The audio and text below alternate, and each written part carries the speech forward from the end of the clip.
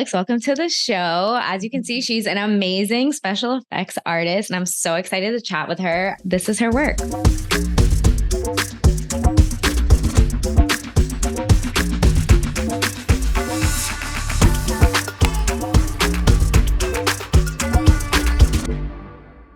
So yeah, let's get into it. I want to hear about your current look that you decided to have today. Like, what inspired it? Well, this look is a Jack Skellington Beetlejuice mashup. So I'm actually doing this with a collab with a friend. So she did Sally and Beetlejuice, and so I'm doing Jack with Beetlejuice type elements. Ooh, amazing. And so, yeah, I'm curious of let's take it to the kind of not the beginning, but or just like what or who inspired you to get into special effects makeup? Is it you were always into makeup and it kind of morphed into special effects, or you saw a film and you're like, oh shit, I want to do special effects? Well, when I was 4, I saw Killer Clowns from Outer Space, and I remember kind of just being just fixated on just the cool looks. And I always loved horror and fantasy stuff as a kid. And Jurassic Park was probably the big one where I was like, I want to do that. I want to go to Hollywood and paint dinosaurs and do animatronics. So that was probably the real big one, besides Killer Clowns kind of making me enjoy makeups and craziness. And then you moved to LA. When did you move to LA? Well, I went to, because I'm from the East Coast, and went to makeup school for 16 months. And then as soon as graduation happened, 4:00 the next morning, load up the U-Haul and just came out to LA. And that was 14 years ago. Wow, that's incredible. And so you've been in Hollywood, and I said you've worked on films. We chatted a little bit. Yeah. So for a lot of those films, I was doing costume work and fabrication type stuff. So not necessarily applying any kind of makeup, or I wasn't on set, but I was working at FX labs. So for Amazing Spiderman and stuff, working on the Electro suits, and worked on the Man of Steel suits and stuff like that. And just, you're kind of part of, there's multiple people in different kind of groups working on this part of the suit and that part. So you kind of one part of this whole system, which is kind of neat. That is cool. I'm so curious. I'm like, wow, how hard is that to get into those labs? Or is it very tight knit of you just have to know somebody, or it's an applying job situation? It definitely helps to know people. So, of course, coming out, sending out emails to everybody hey, just came out of school and yada, yada, yada. And I did get I got in one lab, and that was an unpaid internship, but I had lucked out because the big movie at the time was Tron Legacy, and they just needed people. So I moved over to that lab, and I was just yeah, I kind of know stuff. And they took me in, and that was months of work. I was working in the mold department, making molds, and then doing seaming, which is when you have molds of the suits, there's this edge going down the suit. So in this department, we have to burn that off and make it smooth so you don't see it. And so that was exciting, because that was my first paid gig. And it was finally felt like I got in a lab. And so from there, it's definitely kind of word of mouth. You meet people, and they're able to say, hey, there's a show, make sure to contact them. And so, yeah, it definitely helps to know people. And it's funny when you say lab, because I'm I don't think I've heard anyone say that. It's not, but it's a studio, or there's specific. Yeah, I'm curious what that. Yeah, it's a shop basically. So, for Tron Legacy, I worked at Quantum Vex. So they actually had 3 different buildings at the time, because Tron was so big. So they had one building that's just people sewing stuff. And then in the building I was in, Q3, was just molds and running the foam to build the suits. And then there was a special room where it was just people just putting the lights in each of the suits. So we're all kind of in our own little areas working on specific parts. It's funny because it's not funny, but it's just incredible to be wow, you don't even realize how labor intensive movies can be, and how many people it really takes to make it happen. Yeah, you don't. So as lab techs, we're not credited. So like if you look at the credits and you'll see like visual effects people and you have all that list of all those visual effects people, it's very similar in the practical effects, but we're just not credited. So there are tons of people behind the scenes Oh, working on the fabrication part. damn, there needs to be a petition of like how, right? That's kind of like, damn, you should be credited. You worked on the film. Yeah, so it's a little bit of a bummer you don't see your name up there because they're only really, if they pick anybody, it's going to be the people who led and stuff. So it's Right. like a small number of people compared to like how many people are actually working on it. Do you have a favorite like memory from working on a few different films? Uh, I don't know. I guess I kind of have. Well, I remember one lab, it was kind of funny because there was like fake bodies.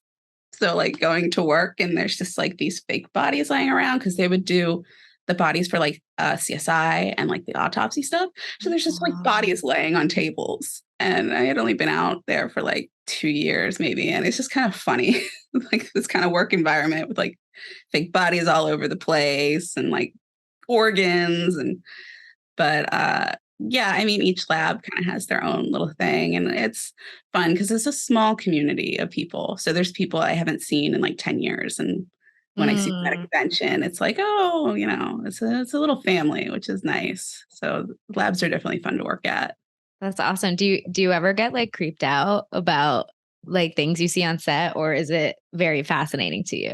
Uh yeah, no, it's been fine. I remember we did a short and they had a taxidermy cat. And they were like, "Oh, okay, well, we want the guts." So they just like handed me and my FX partner and stuff. And it's like, here's some meat. Just let it sit out in the sun and put it but don't Oh, but we couldn't put it on the taxidermy cat. So they're like, don't let the meat touch it, don't let the blood, because they were just renting it.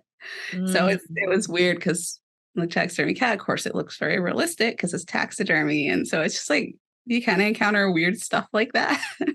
that's very funny. I can't. I am very. I have a hard time with scary stuff. So, but yeah, I find it like interesting. But I'm very just like hocus pocus is like the I love amount of scary. this. So good. So I want, or let's talk about the looks that you've created now. What's your favorite look that you've ever created? Ah, Or, that's a tough one. or your top three, or yeah, I guess, or a theme. I don't know. I'm just curious. Yeah. What's your favorite thing to like do?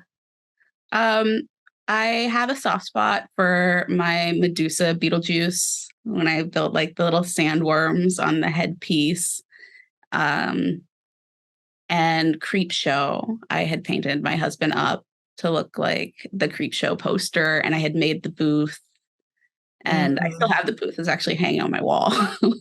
Oh, amazing. And um, probably, and I did a like blue octopus, a blue ring octopus inspired mermaid makeup, and I built a throne. It's basically turned my computer chair into a throne with coral and stuff like that. So I think some of the projects is because I kind of expand upon the makeup that kind of makes it more fun. Mm. 'Cause so much was invested in making the whole look. Yeah, I was gonna say like what like how do you come up with looks or like choose a look? Okay, this is what I'm gonna do. Well, I have like a whole list of makeups I want to do. I have ones from like 5 years old that I just haven't had time to do. Mhm. Something else will come in. Like I was working on one makeup, and of course with Stranger Things, Vecna looked really cool. So I'm like, okay, well, push that aside, and now I gotta get a Vecna makeup together. But I like doing killer clown stuff a lot too. So I am working on building props along with the stuff for makeup. So yeah, it's Mhm. constantly a just I have so many unfinished projects. It's kind of sad, but eventually they will come to light. But it's just because stuff gets priority and decide, oh well, this will be fun. Of course, for like Halloween, Beetlejuice, and Nightmare for Christmas is super big. So I kind of push my killer clown stuff to the side so I can get this done. But yeah, I definitely got a lot of pots. Yeah, totally. I know it's like, it's not sad. I think that's just like being a creative where you're like, oh, this idea. And Right. like, keep it. Do you have like keep it in your phone of like a list of ideas? Yeah, I have a list of ideas. I have like face charts drawn out, and then I have a kind of a problem about I think like, oh, it's not going to take that long. I had one project; it's like it take me 3 weeks. I'm still working on it 6 months later, and so because it's a whole suit for a video game character, and I'm still not done because I was like, oh, I want to add this and this and this, and then of course I'm doing other projects and working on top of that. So Yes. it's I relate when it comes to editing. I'm like, oh yeah, I'll do that in an afternoon. And I'm working on it 3 weeks later. I'm like, wow, right. this is so extensive. It's the worst 'cause it's like it's not going to take that long. I'll get it knocked out real quick. I It, know. it never happens. Never. So I'm curious about like your or just the special effects like community because I find it super fascinating and like um one or maybe my first question is like what's your favorite thing about being a part of the special effects community? I like just hanging out with other artists and people who like to create and stuff. And I try to find, the side where there's less trauma because like every community, there's kind of a drama side and where people just want to kind of tear each other down. So I like finding people who all skill levels and stuff, just creating, just having fun. Mhm. Because I love creating fantasy creatures and I love talking to people and meeting other people who enjoy doing the same thing. Totally. Yeah, I was gonna be like, I actually don't even know what the community is. I guess like maybe there's like cliques of like types of looks or interests and like Yeah, I think there definitely is because like even though a lot of my set work has been like gore and stuff, I don't do gore necessarily for kind of the stuff I do at home and my personal projects because it kind of bores me, to be honest. Mhm. And I like to be a little more family friendly also. So yeah, so I do have a few friends who are into the gore and into the crazy stuff, but I tend to kind of find people who like to do more fantasy type looks because Mhm. I'm definitely into that. Totally. What's one thing you'd love people to know about being a special effects artist? Like, is there any kind of misconceptions or just like something you really want people to know? It is not Face Off. 'Cause I Face Off was great. It's fun. I loved watching it and stuff, and especially some of the people that go on there. But I think a lot of the problem was people just assumed, oh, it's fast, it's cheap. It is not. It is not fast and cheap. I mean, it's like any kind of television show, it's dramatized. It's because I Right. people who would think like, "Oh, can you do this like extensive makeup?" And I got like $200 and it's like, "No, the supplies alone. It's going to be way more than that." But because of Face Off, I think people just kind of assume like, "Oh, it's, you all have this whole lab area and you can just throw the molds together and magic foam." And it's like this is all expensive stuff. Like it's definitely Yeah. not. That's so true. I wonder, like, because of that show, has there been like a huge like surgence of like special effects people who are interested or people contacting you? I'm curious. Yeah, I mean, I definitely think that it inspired a lot of people of all ages to kind of be like, oh, that's really cool and stuff. But yeah, during the show, not so much now. I mean, you're always going to have people who just kind of want to get stuff as cheap as possible. Yeah. And they kind of cringe when they hear, like, yeah, this is actually what it costs. Like, not even trying to, I'm not trying to be a millionaire here, but they at least have to pay for supplies and time and stuff like that. So there definitely was a time where I think people were kind of assuming, like, oh, it's just so easy. You guys whip it together in what, like an hour show? So it's like, no. Yeah, and that may so is Halloween or just I guess October your busiest month of people want you to create looks for them or Yeah, yeah, it definitely is. I am very picky about what I take on for freelancing and stuff, because I have so many other things that I'm doing. And also around this time, there's a big convention, monster convention and stuff that I'm working all weekend there and prepping and stuff like that. So it's like I have to allocate my time smart and stuff. So I don't always have the time to be able to take on larger projects. And I've like for the Vecna look, I had people ask if I could make the Vecna suit for them. And it's like, I don't have space. It's like, I did it for myself, but I really do not have the space and the time to be able to do commissions like that. Yeah, which makes sense. You're like, no, this is very extensive. Yeah, it's like I wish if I had a garage and maybe I could do kind of a side hustle, but it's I'm very restricted in my space and right now. So it's like, yeah, unfortunately I can't. I'm curious to talk about or hear more about this monster convention. I don't know what you're talking about, and I'm like, oh, what is it? Is it to find other artists or? Yeah, can you talk about it? So it was last weekend, and it was in Burbank, California. It's called Monster Palooza, and there's 2 a year. So I'm working 2 each year. So the lead up takes a while and stuff, but it's pretty cool. So it's special effects artists, but then it's also just artists making neat stuff. So you'll have like sculptors, or there's people who make like horror miniatures, but then turn them into lamps. So it's just kind of this whole array of stuff.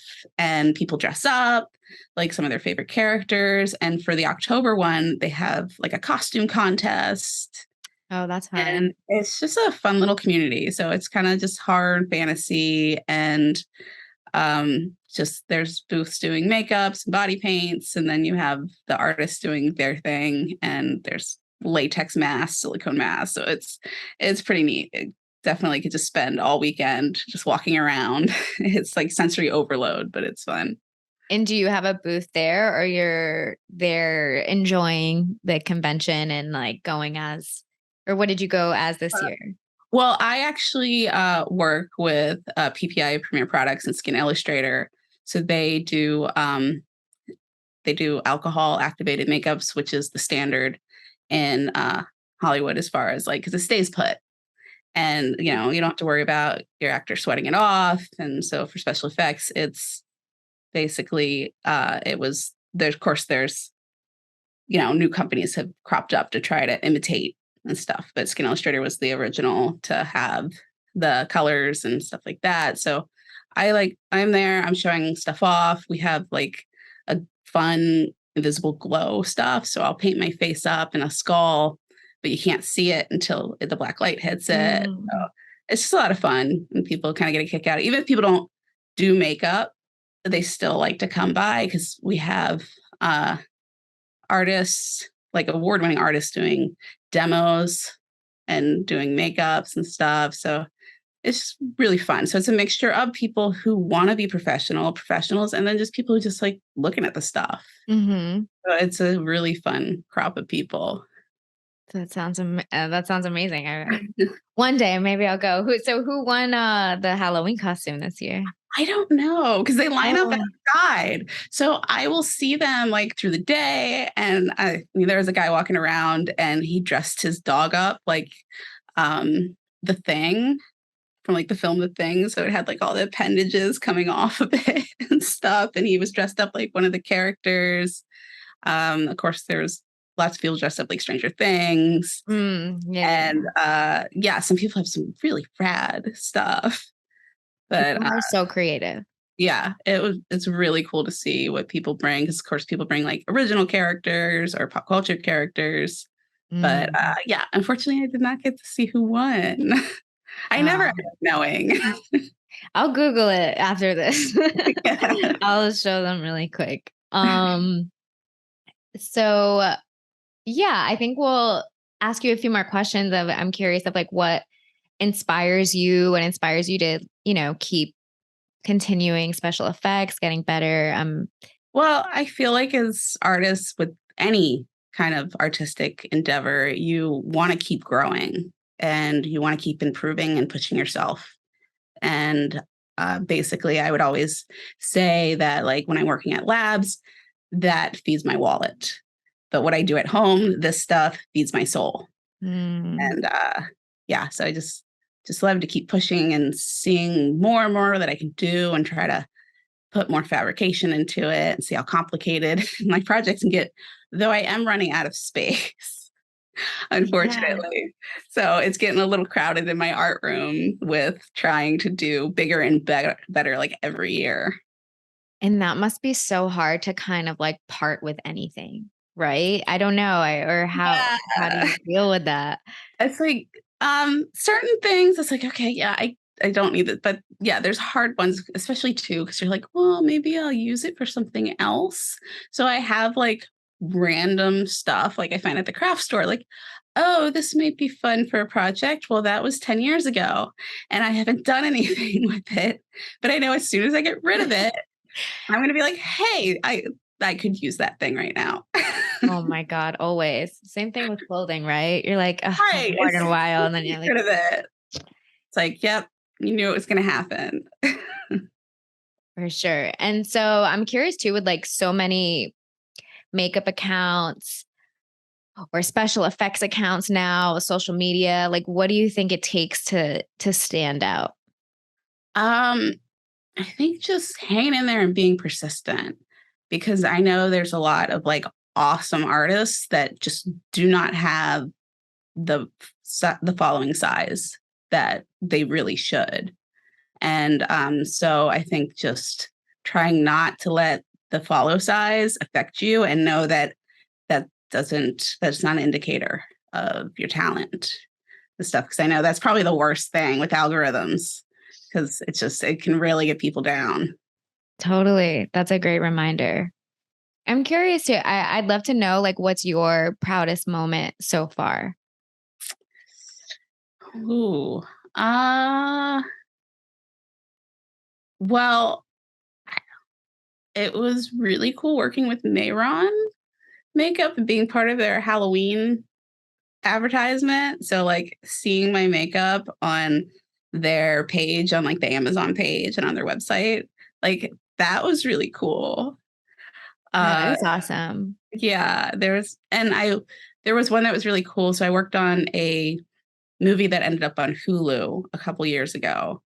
And my friend and I, we made this like black goop that the actors had to go in as an effect, and they had to come up, and it had to be like a very specific consistency and color.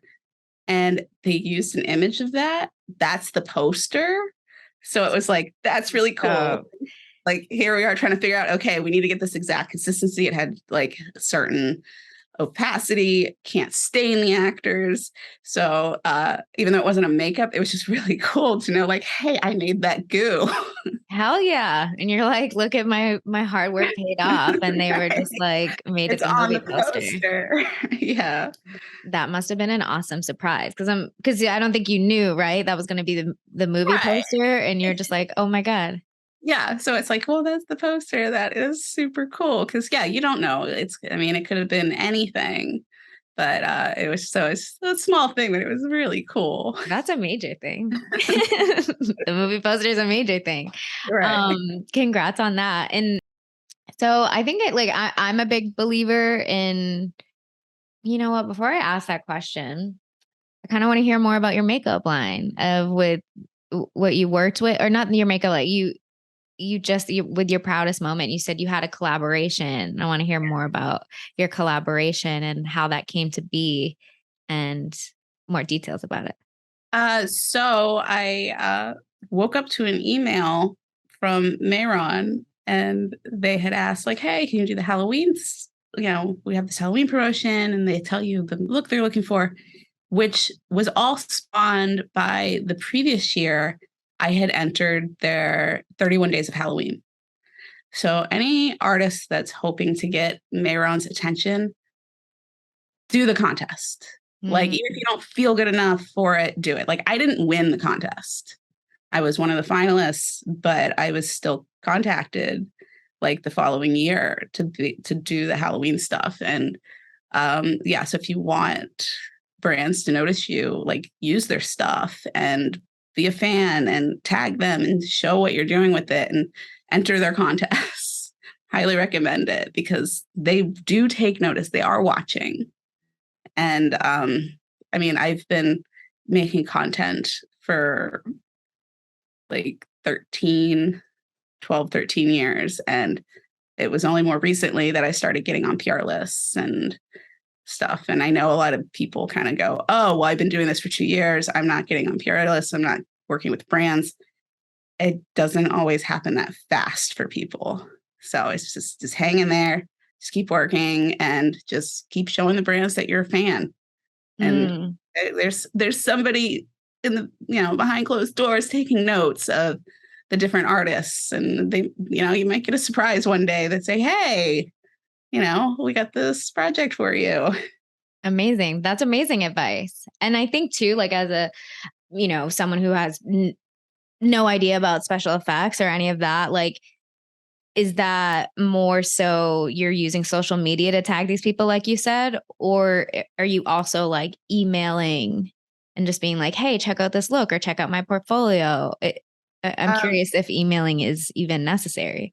I know people do, and, they'll present them with stuff, but I don't know. I was always kind of like, well, I'm just going to, tag them on social media and hope that they'll see me in the pile of many artists. But yeah, I mean, you definitely could contact the companies, but I think people have to be careful of just kind of going, hey, I have X amount of followers. I want, give me money, give me product. Right. So yeah, there's definitely an etiquette, I'm sure, with contacting brands, but I never kind of got up the nerve to do it. I was just like, I'm just going to keep, tagging them and making content and trying to get their attention. And like with the Nick's Face Awards, which they haven't done recently, I had like gone into that, and that opened up a couple of PR lists and stuff. So it's definitely being active in the social media world will get you pretty far without having to email them directly and try to sell yourself. Do you think there's a platform that's better for special effects, or it doesn't, or all of them work? Yeah, I think all of them work pretty well. It's just kind of digging your heels in and keep making the content. Because like I'm still on TikTok, and I was doing TikTok for a while and was getting growth. But admittedly, I think TikTok was more fun a couple years ago versus now, because oversaturation and algorithm changes. I feel like I kind of had more of a connection with the community that has kind of gotten lost in the algorithm. Like I don't see my friends so much anymore and stuff like that. And I think Instagram kind of has the same issue where it's not the same thing it was 5 years ago. Right. But so it's kind of fighting against that, because you're kind of at the mercy of a machine that might kind of just say, oh, well, they're fans of you, but we're just not going to show them your stuff. And they're going to forget about you because, out of sight, out of mind. Totally. Yeah, social media can be it's a double-edged sword. Yeah. You can get the reach, yes, but it can also, it can be very daunting and kind of a morale crusher at times. And it's not your fault. It's just, you're just kind of playing the game. You've already said so many tips. I was going to ask you, like, what's your biggest tip or advice for anyone who's thinking about getting into special effects? Very beginner. Basically just dive in and just have fun and don't be precious. Like we all mess up. I still mess up. Like I've been doing this, for X amount of years, and you're still gonna get hiccups. Nobody's perfect. And just don't be afraid and just do it. And don't listen to the haters. You get people who just had a crummy day and they're gonna make crummy comments, and just don't focus on them and just have fun. For real, don't focus on them. Like the haters on the internet are just so like, when I think about it, I'm like, who cares what this like random person like has to say about what you like that you're creating and putting your art out there? It's like, what the hell are they doing? Who cares? Who cares what they say? Right. Yeah. Because I mean, of course, we want to fixate and go, oh my goodness, we've upset, but it's just like but if you really look at it, I mean, come on, who does that in real life? Right. Like walk up to you with their whole chest, just like bagging on you out of nowhere, and you're just existing. You're just existing in your little space. Exactly. I think I had a chat with a abstract painter, Jale, and we were joking about, haters of just being like, we just gotta say like shout out to the haters. And she's just like, you know what, it's good for the algorithm engagement. She's like, keep commenting. I was like, that's right. Yeah. Engagement. Yeah. Like, you get the haters, you're getting reach in the end. Exactly. That's so true. Okay. So I think that's a good kind of my last question I love to ask people because I'm a big believer in speaking things into existence. And so I want to know, what's your biggest goal or dream? What can we expect from you down the line? Well, now I've been focusing a lot on YouTube and trying to build a community and a platform of just tutorials and kind of showing how I create stuff.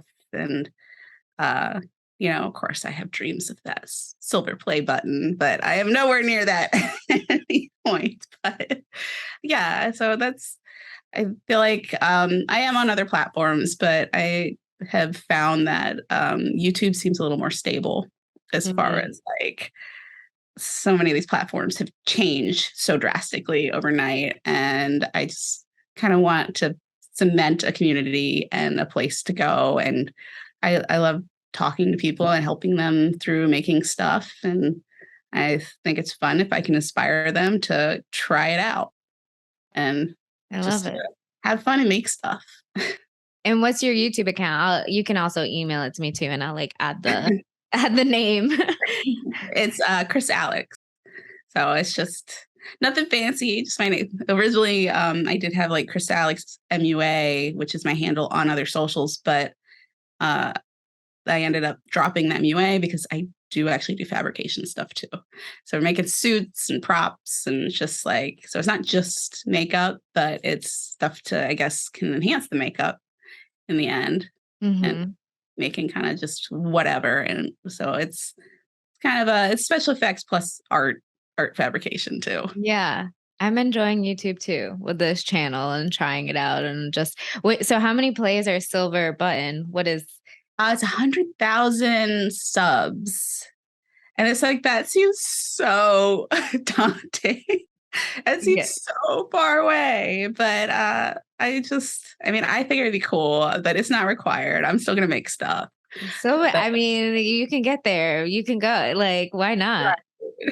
Yeah, it's just persistence. I mean, I just got my channel monetized like last week, and so like, and the requirements is like 1,000 subs. Well, I'm at like 4,000 and I just got monetized. So it's like, here I am thinking like, oh, I couldn't get the hours even though I had the subs. So it's kind of navigating it because it's definitely a different kind of content style. Like, you need both. You need the subscriptions and the plays or the hours watched. Yeah. So you need like 4,000 hours and 1,000 subs.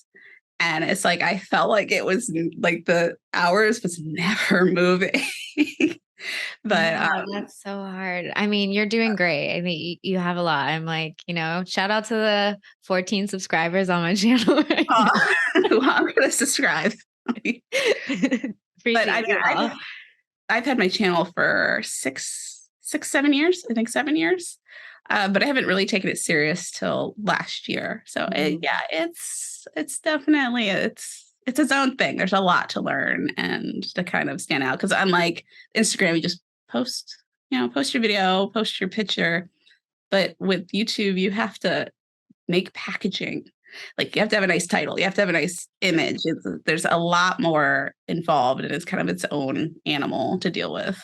It is. There's a lot more design. Involved, a lot more graphic design. It's like you can't just throw it up and say, hey, check it out.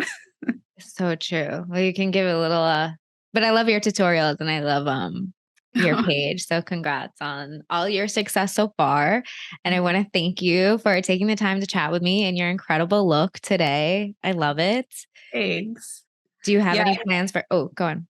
Oh, I was gonna say, I have like lashes and contact lenses I'm gonna combine with all this. So it'd be pretty fun. I am making a YouTube video to show it, to show it off. Amazing. Everyone can go and watch that. And I was going to say, do you have any plans for Halloween? No. Usually Halloween, I just kind of lay low. Because Halloween falls weird, right? It's a Monday. Oh, it's a Monday. Yeah, I guess like Halloween weekends, like I feel like this weekend. Yeah, it's gonna be this weekend. Yeah, I don't do much. I just kind of like I don't know. I'll probably just be editing, to be honest. Same girl. Right. Same. Well, thank you so much for your time. Thank you so much for sharing your creativity.